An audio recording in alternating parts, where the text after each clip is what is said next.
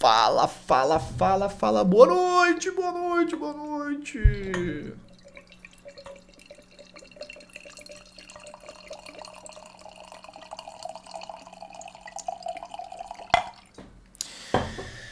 Colocando aqui um pouquinho de água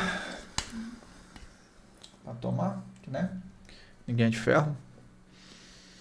Ah, que delícia. Bom, vamos lá.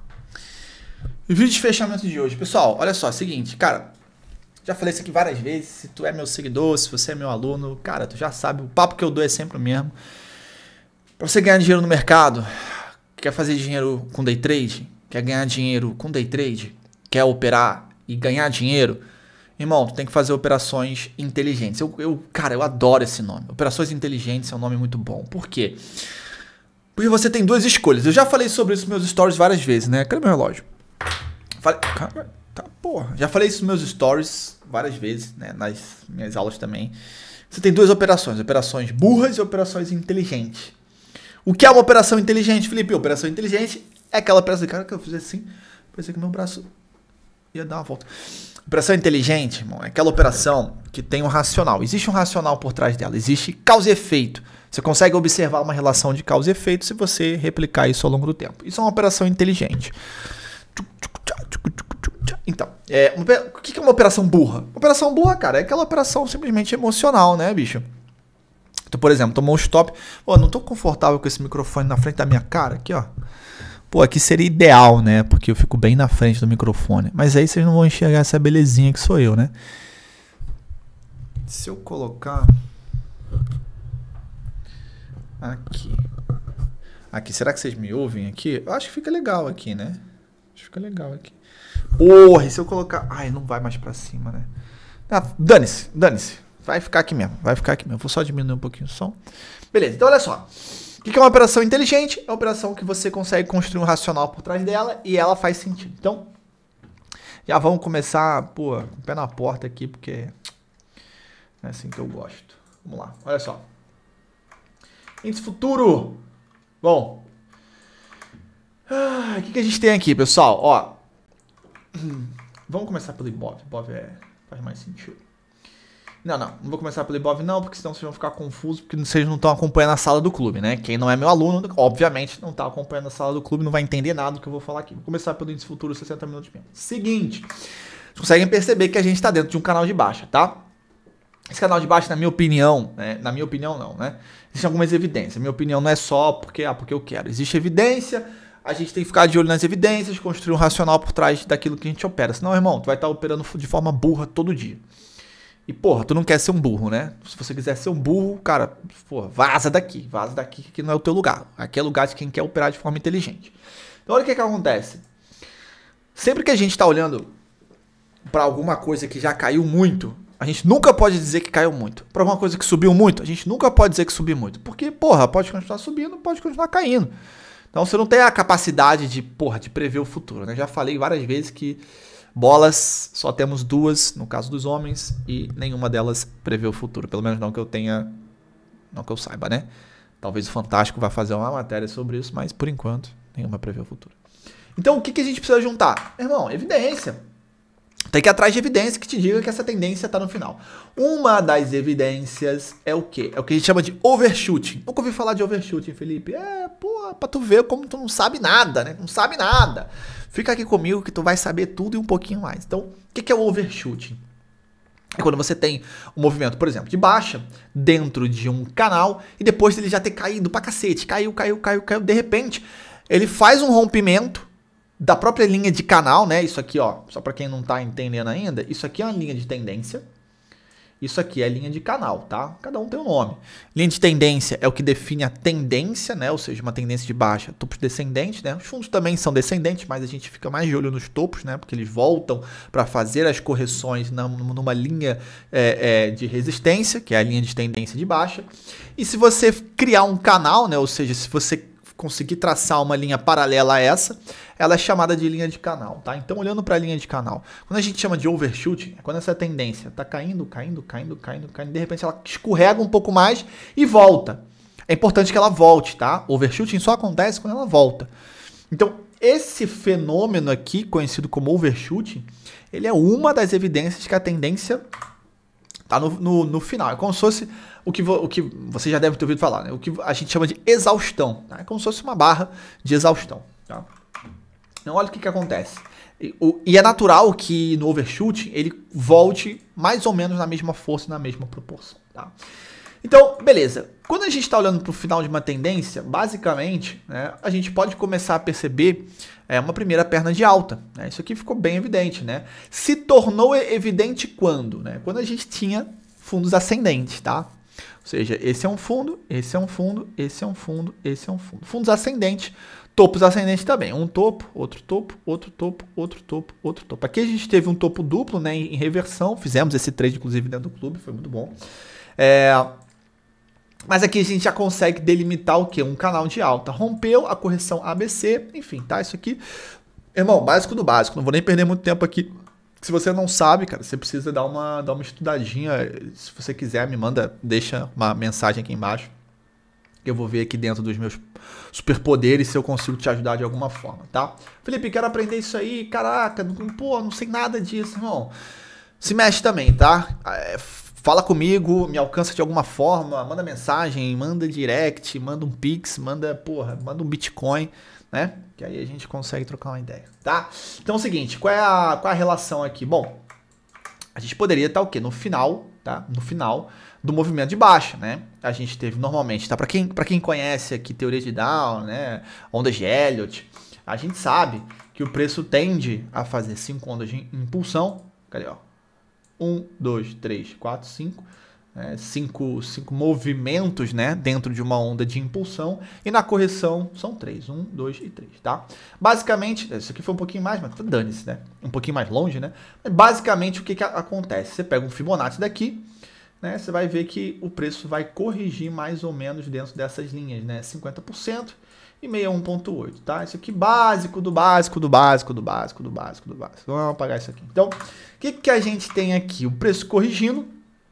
Olha aqui, vamos pegar de topo a fundo. Preço corrigindo exatamente na linha de 50% na primeira perna e na linha de 618 da segunda perna. Isso aqui é perfeito, tá? Prontinho para uma reversão. Então, cara, o que eu estava buscando no dia de hoje, né? Uma possível, ou seja, uma possibilidade de reversão. Olha o que aconteceu no dia de hoje. Vou explicar o primeiro trade e depois o segundo trade, tá? Qual era o racional, tá? O dia abriu aqui. Deixa eu só dar uma bicada aqui na minha água. O passarinho não bebe, tá? Vazou.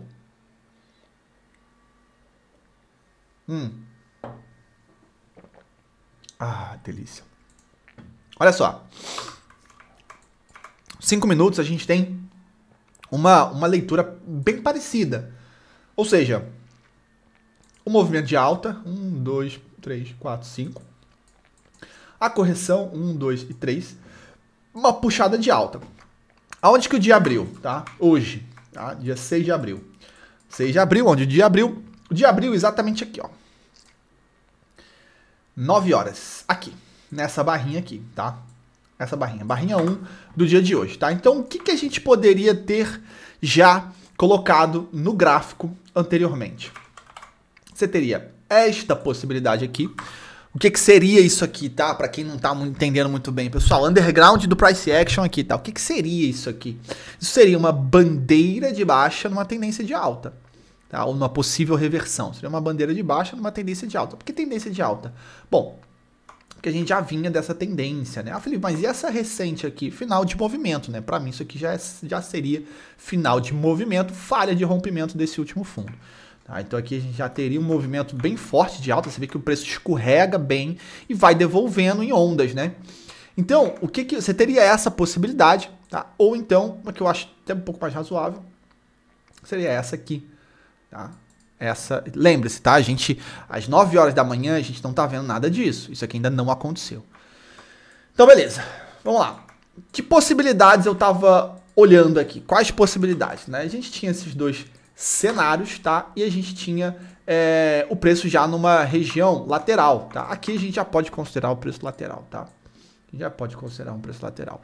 Preço lateral, o que acontece? Você compra abaixo e vende alto, tá? Basicamente é isso. Você compra reversões embaixo e vende reversões em cima, tá? Agora, é óbvio, Para tu conseguir fazer um trade de compra de reversão ou venda de reversão, o que você precisa? Você precisa saber operar uma reversão. Você precisa aprender a identificar uma reversão e operar essa reversão.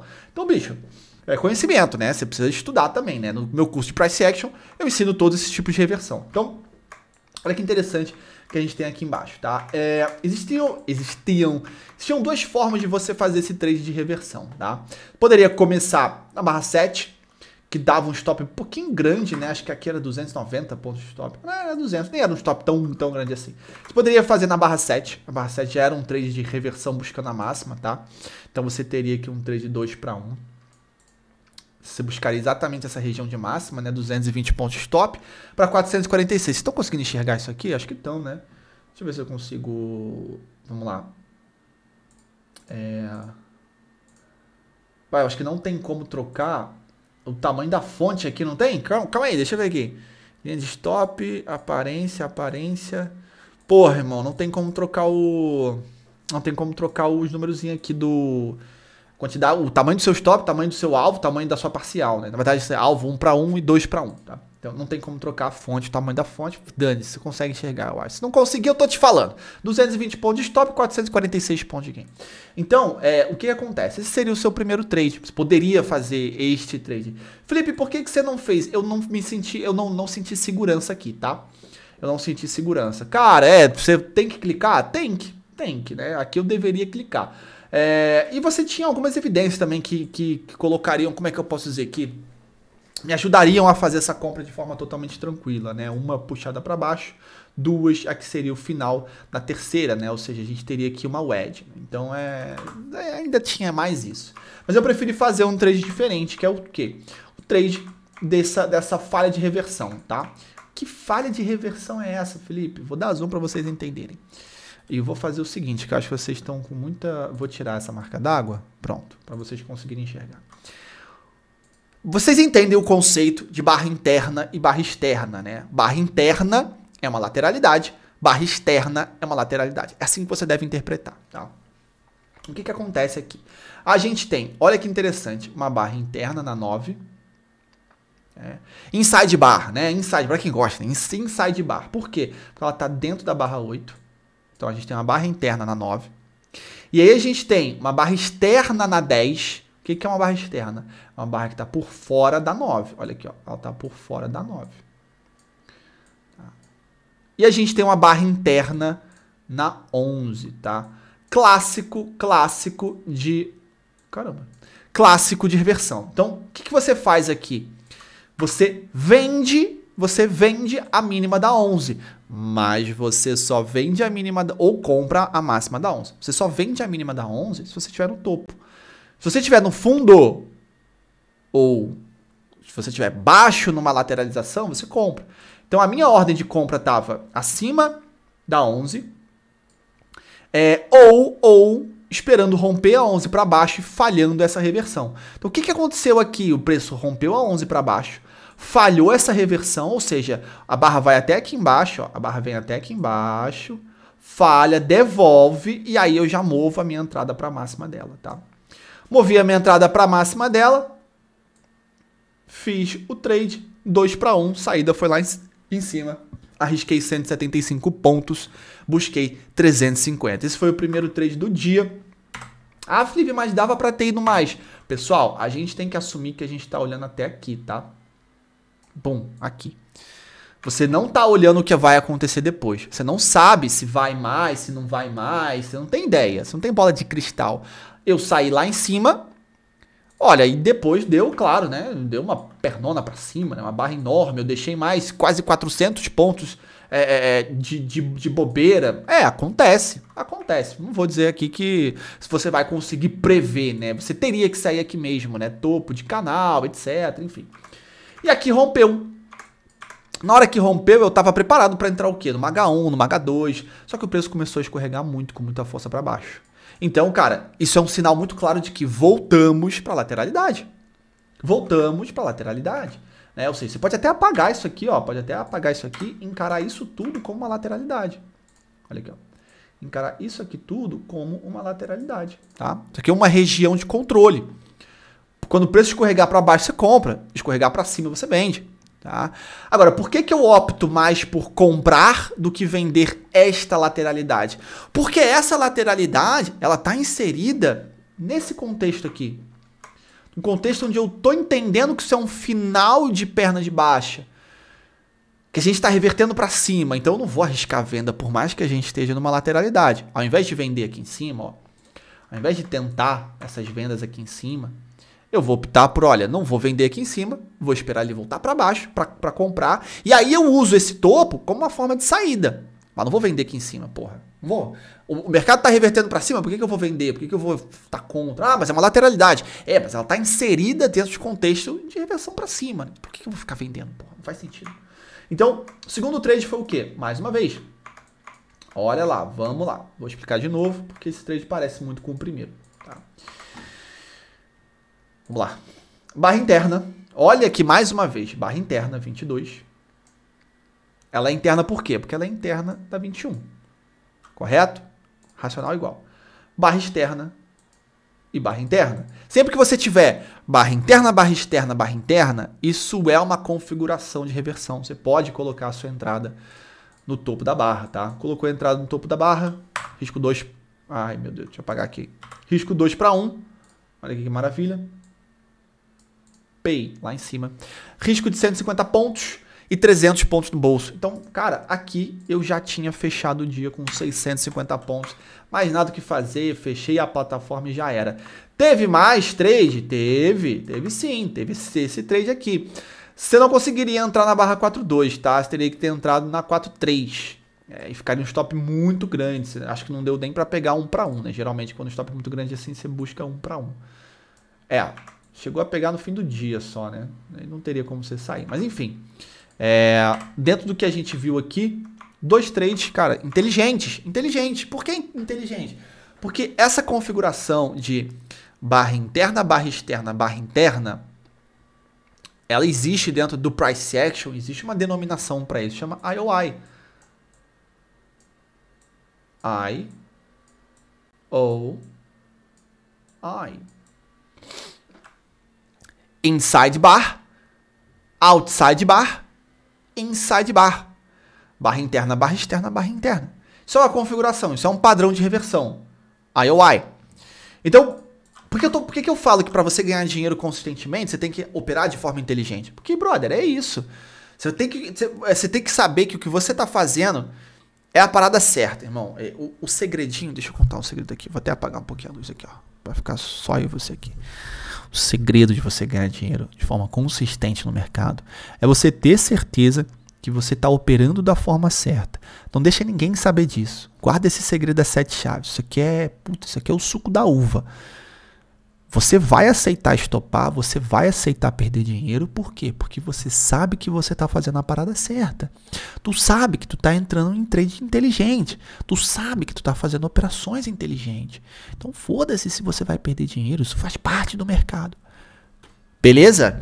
Então, cara, é isso. Tá? Espero que vocês tenham gostado do vídeo. Espero que tenha aberto a cabeça de vocês para ganhar dinheiro no mercado de forma consistente. É feito através de operações inteligentes. Pô, tá até rimou, né? O pai é o rei da rima. Fechado? Tamo junto, minha tropa. Um abraço. Vou interromper aqui a gravação. E saúde.